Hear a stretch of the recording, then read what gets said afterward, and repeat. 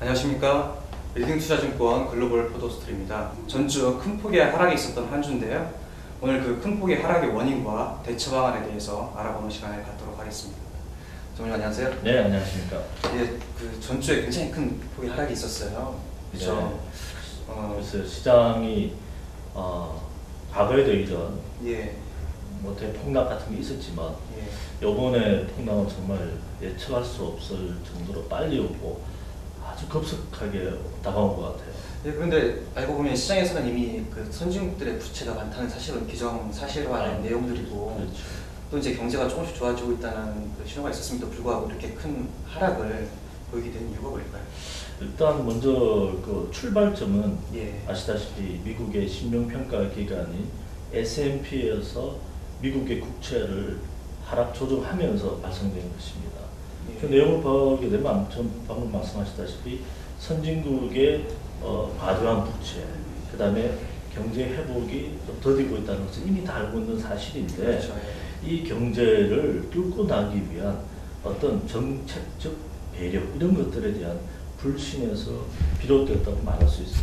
경제가 이렇게 어려우면 정치하는 사람들이 이 어려운 경제를 뚫고 나기 위해서 어떤 의견들을 모으고 정치적인 어떤 결단들을 해줘야 되는데, 아시다시피 국채의 그 상향 조정을 가지고 미국의 공화당과 그 다음에 오바마 대통령이 보여준 것은 아주 뭐라고 할까요? 리더십의 부재를 그대로 보여줬다고 말할 수 있고요.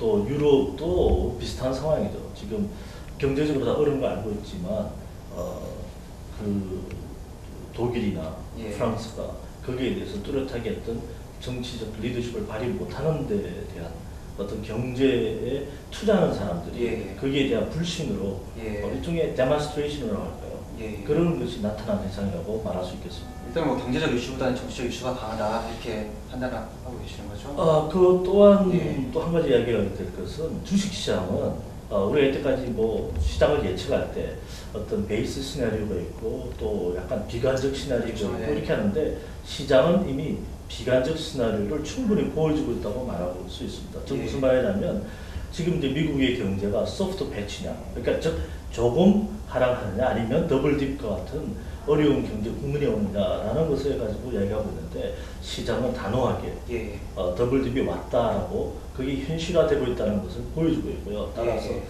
3, 4분기 미국 경제의 GDP 그로스는 마이너스 가능성이 매우 높아졌고, 그렇다면 지금 우리가 생각해야 될 것은 우리가 생각하고 있는 경제 회복의 정도가 아주 생각보다는 나쁘구나. 더디 계시는 그래서 더블 딥이 이미 와 있구나라는 그런 생각을 해야 될 것 같습니다. 그럼 시장에서는 소프트 패치라고 예상을 했었는데 이미 시장은 더블 딥을 얘기하고 있다는 거죠. 따라서 우리의 안일한 태도에 대해서 시장은 냉혹하게 시장은 이미 반응을 한 것이죠. 따라서 여기에 대해서는 뭐 저도 시장을 봤던데 한 사람으로서 안일한 제 자신을 반성을 하게 되고요. 근데 이번에 뭐 큰 폭 하락이 있었지만 유독 저희 한국이 많이 하락을 했는데요.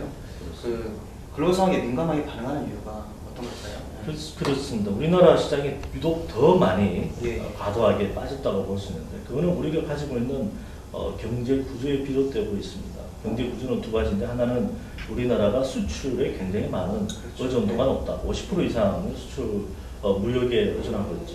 뿐만 아니고 우리나라의 경제 산업들이 뭐 반도체라든지 조선이라든지 여러 굵직굵직한 산업들이 경기에 매우 민감한 업종들이다라는 것이 가지고 있죠. 그것뿐만 아니고 우리나라의 주식시장이 특히 유동성이 풍부하다. 그러다 보니까 외국 투자자들이 시장의 유동성을 뺄 때 굉장히 우리나라 시장을 먼저 이렇게 심하게 때리는 경향들이 있다. 그래서 요즘 뭐 한국 시장은 뭐 현금 출락기라고 그러기도 하는데, 그것은 굉장히 자주 섞인 이야기인 것 같습니다. 특히 우리나라는 선물 시장이 매우 발달되어 있다. 그래서 빨리 대처할 수가 있다라는 그런 것들 때문에 한국 시장이 좀 과다하게 빠졌다는 건데요. 여기서 또한 우리가 생각해야 될 것이, 과연 한국만 투자하는 것이 능사냐, 즉 글로벌 분산 포트폴리오가 좀 필요하다. 따라서 이 포도라는 것이 어떻게 보면 선택사항이라기보다는 굉장히 필요한 것으로 느껴지고 있습니다. 이번 기회를 통해서 알 수 있는 기회가 되겠군요. 그렇습니다. 이제 개인 투자자 입장에서는 지금으로서 상당히 이제 힘든 시간들이 되겠는데요. 저희들이 어떻게 대처를 해야 될까요? 네, 먼저 말씀드린 것처럼 시장은 비관적 시나리오를 이미 충분히 반영했어요. 그러다 보니까 20%라는 시장 가격이 단기간에 이렇게 빠져버린 거 아니겠습니까? 그러니까 지금은 일종의 이제 두려움 때문에 감회도 국민에 들어가 있다는 사실을 심리적으로 잊지 말아야 된다. 예.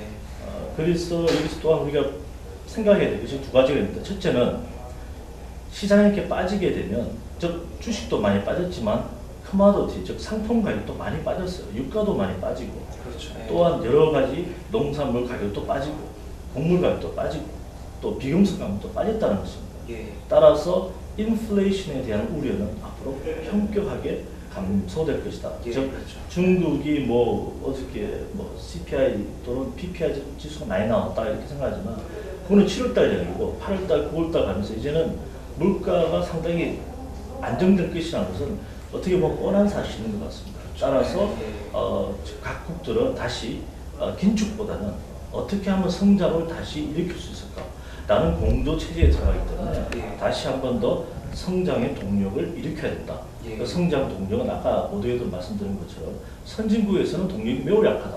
예. 그러니까 신흥 경제로 다시 한 번 더 성장의 동력을 기대해야 된다. 예. 따라서 다시 지금이야말로 이머징 국가들, 신흥 국가들, 중국과 한국 주식이 다시 눈여겨보아야 될 시점이다라고 말씀드리고 싶고, 그리고 또 하나는 국가의 경제는 어렵지만은 아주 아이러니컬하게 기업들, 특히 상장 기업들, 대기업들, 다국적 기업들은 아직도 여전히 매우 풍부한 자금력을 가지고 있고, 그렇죠. 실적도 좋은, 재무구조도 튼튼하고, 예. 또 수익력도 상당히 좋다는 사실이고, 예. 또 이를 뒷받침해주는 그 밸류에이션이라고 할까요? 이런 것들이 매우 매력적인 수준에 와 있다. 예. 예를 들자면 중국 같은 경우는 이제 10배 훨씬 미만으로 거래가되고, 한국은 이제 8배도 되지 않는 그렇죠. 커가 주가 예. 수익률. 그러다 보니까 지금이야말로 장기적으로 봤을 때 주식을 사야 될 때가 왔다라고 말할 수 있습니다. 비록 이제 주식을 다 들고 현금이 없는 사람한테는 굉장히 마음 아픈 얘기지만 지금이야말로 주식을 사야 될 때라고 생각합니다. 예. 이런 기회에 이제 글로벌 포트폴리오를 통해서 분산 투자를 하면 장기적으로 수익을 볼 수 있는 기회가 될 거라고 생각이 됩니다. 그렇습니다. 예, 오늘 말씀 감사합니다. 네, 감사합니다. 예, 오늘은 최근 급락한 글로벌 시장에 대해서 알아보는 시간을 가졌고요. 그 대처 방안에 대해서 전문님과 함께 알아봤습니다. 앞으로도 변동성이 큰 시장이 예상되지만 잘 대처하는 여러분이 되시기를 기원하겠습니다. 오늘 시간은 여기까지입니다. 다음 시간에 뵙겠습니다. 감사합니다.